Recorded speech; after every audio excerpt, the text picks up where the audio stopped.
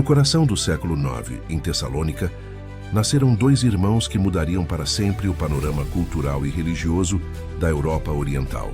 Cirilo, um brilhante erudito em Constantinopla, e Metódio, um respeitado governador que abraçou a vida monástica, foram chamados para uma missão monumental. A convite do príncipe Rastislav, eles viajaram para a Grande Morávia. Para levar a palavra de Deus aos povos eslavos em sua própria língua, Cirilo desenvolveu o alfabeto glagolítico, o precursor do cirílico, traduzindo as Sagradas Escrituras. Este ato de genialidade e fé abriu as portas do conhecimento e da liturgia para milhões de pessoas.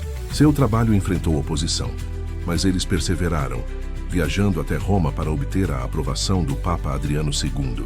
Hoje, São Cirilo e São Metódio são venerados como os apóstolos dos eslavos e copadroeiros da Europa, um testemunho duradouro de seu legado de união através da fé e da cultura. Louvado seja o nosso Senhor Jesus Cristo, para sempre seja louvado, querido irmão, querida irmã. Você que tem me acompanhado nessa jornada missionária, te convido mais uma vez a dar um joinha, acionar o sininho, a compartilhar. Fazendo sempre isso, o YouTube reconhece a grandeza dessa missão e enviará para mais e mais pessoas. No dia que a Santa Igreja celebra São Cirilo, monge, e São Metódio, bispo, memória na quinta semana do tempo comum. O Senhor esteja convosco, Ele está no meio de nós. Proclamação do Evangelho de Jesus Cristo, segundo São Marcos. Glória a vós, Senhor. Naqueles dias havia de novo uma grande multidão e não tinha o que comer. Jesus chamou os 12 e disse: tenho compaixão dessa multidão, que já faz 3 dias que está comigo e não tenho o que comer.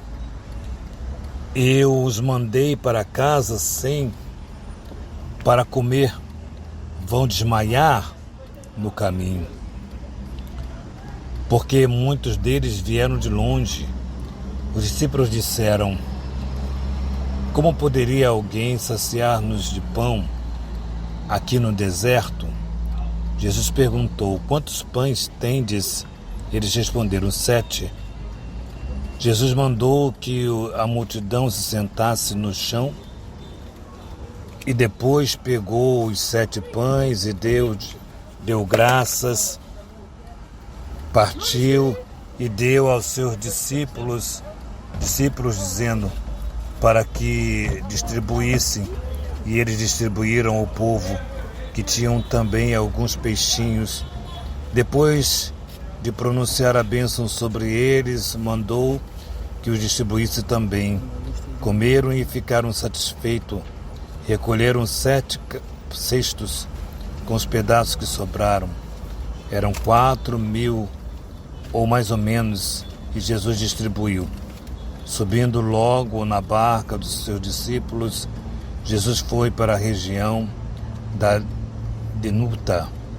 Palavra da salvação. Glória a vós, Senhor. Queridos irmãos, Jesus não deseja agir sozinho, mas veio trazer um mundo de amor, o amor de Deus. Ele quer propagá-lo, esse novo estilo de comunhão, com o estilo de fraternidade, fazer essa unidade de comunhão e fraternidade. Isso forma imediatamente uma comunidade de discípulos que constitui verdadeiramente uma comunidade de missionários.